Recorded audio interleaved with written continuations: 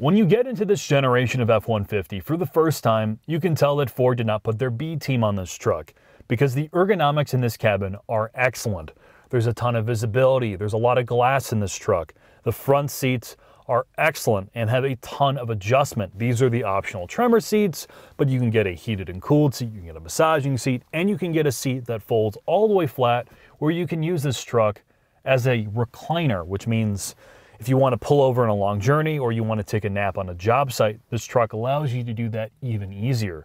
The rear seats are very comfortable. In the crew cab form of this truck, there's a ton of leg room, enough where you could probably use this as a substitute to a two-row SUV. The seats in the rear also fold up, which gives you a ton of interior storage.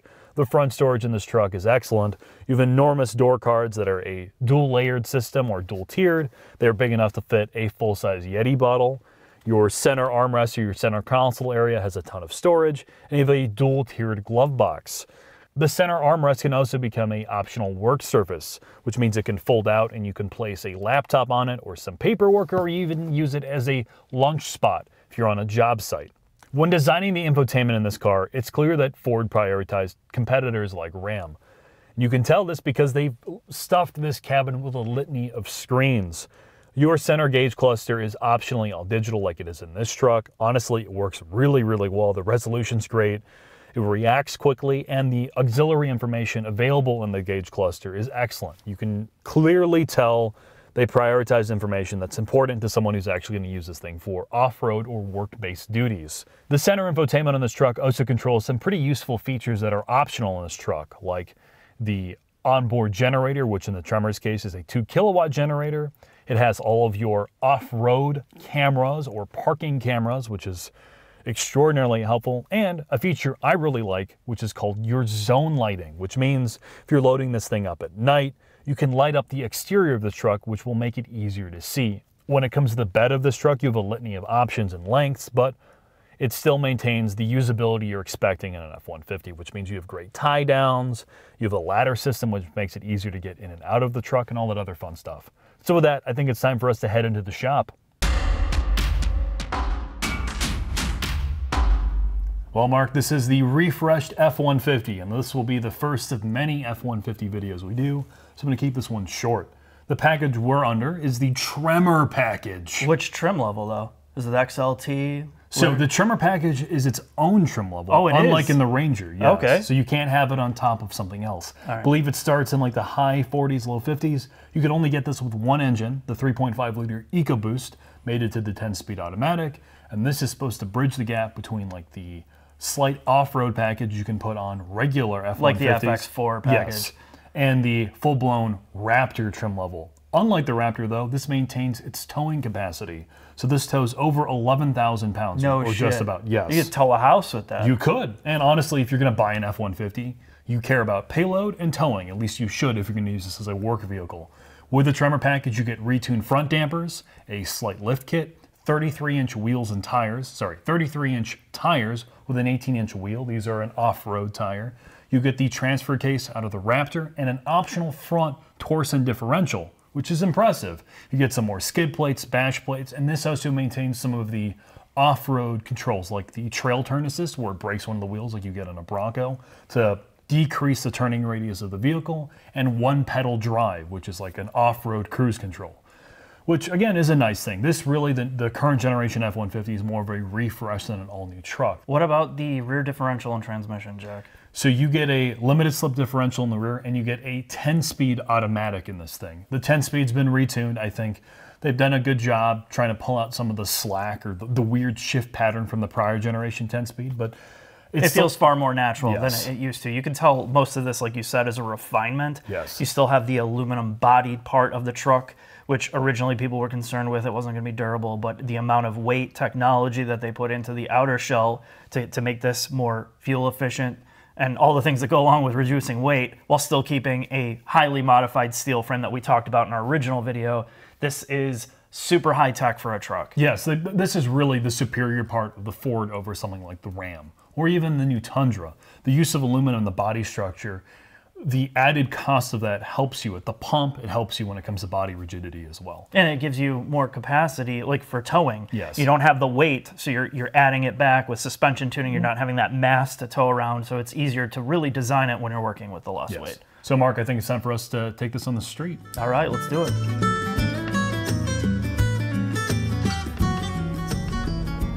Oh no.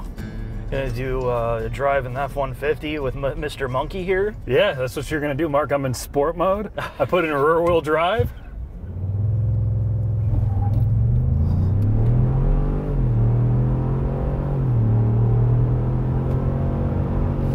Lots of torque. That's what every truck driver is going to be doing to this thing. We should have set up a ramp before you did that so we could take some sweet-ass jumps. Honestly, Mark, I spent a lot of time in the recent Tundra. I've spent time in the Ram with you, an unbelievable amount of time in the Ram. And we're back in an F-150. And I'm just going to get on and say this is the best truck they currently make, or really the best truck in the market. It does everything well. The interior is great. You have a ton of drivetrain options. It rides okay, it tows a lot, and they've thought out the interior to death. You can tell that Ford knows that if they screw this thing up, they're gonna go bankrupt. So they put a ton of energy into this product, and it shows, man. I can't complain about anything. All right, so, you know, there's this thing when we're doing Ford videos. They either shit them out and they're just trash, zero effort, or you have something like this in the Bronco where they've covered every single base as much as they could. You have passionate people behind them, and there's high effort and high amounts of budget that go into that. And this is what this feels like to me. You get out of the old Ranger, the one we just got out of, and then you get into this. It's a garbage can compared to this. And, you know, again, it's about budget and money and who they have working on it. This is a high visibility product.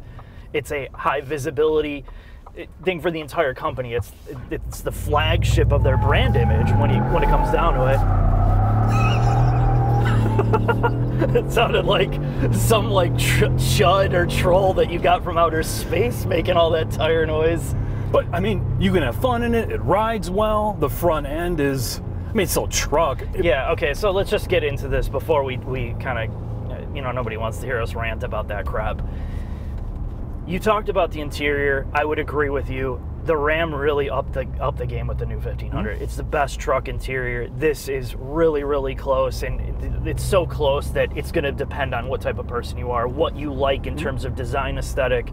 But overall, it feels like a great space, and this is what you expect when you're spending now $50,000+. This is $70,000. And it's even that you can make the argument that yes, you're getting a lot for your money here because everything is so properly executed. Yes. The drivability, you know, you have all the drivetrains like you said in the shop. The towing capacity is the big seller here, and the last generation F-150 was the starting point for this new body, this new frame, and this just takes it to another level. And you got out of the Tundra. I haven't driven it, but from your explanation, I think they took what made the Tundra great, and now they put a big question mark in terms of reliability. So until they prove that next generation truck, this and the Ram are like, what do you take? Exactly. I think the body structure on this is better than the Ram. There's a bit more use of aluminum. I think the Ram, at least in the rear, rides a little bit better.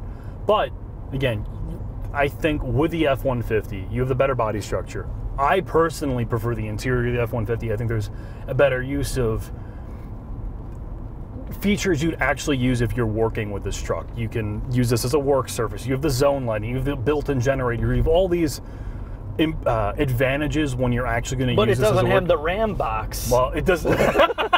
Where am I going to put my 5-pound dumbbells? Well, fair point, Mark. You don't have the Ram box, and you don't have the TRX yet. You don't have the loud, crazy V8. See, and that's what I'm saying, is it depends on what you're using it for. In a lot of ways, I like the Ram because it's not something I'm going to use every day. So I can get the dickhead truck, go fast, and I can still tow a little bit. But if I was really, really going to be using this for a business purpose or every day, I'd probably take this because there is far more money in development. And this 3.5 EcoBoost that I have,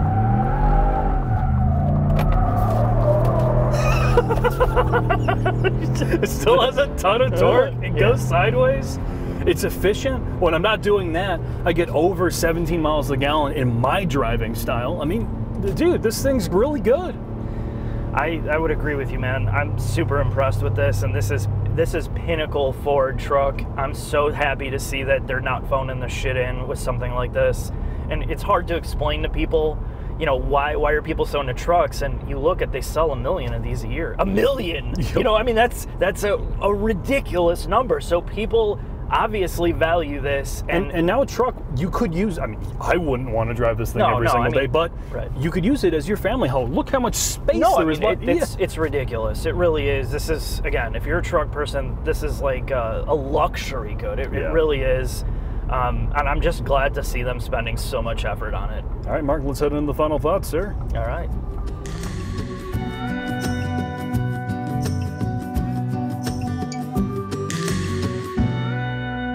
Just have the boat ready. Thank you.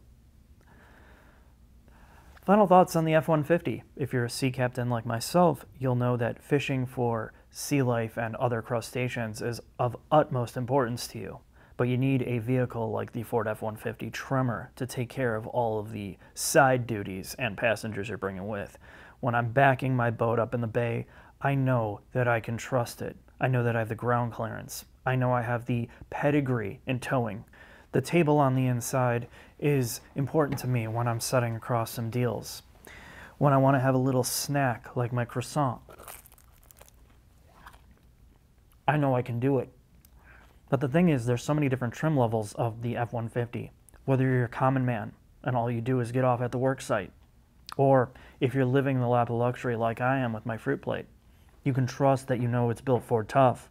I trust you're going to watch our other F-150 videos, like the Raptor and the EcoBlast. There's a lot to talk about in terms of engineering, and you can count on it that we're going to delve deep into it, and we're going to bring you all the information coming soon.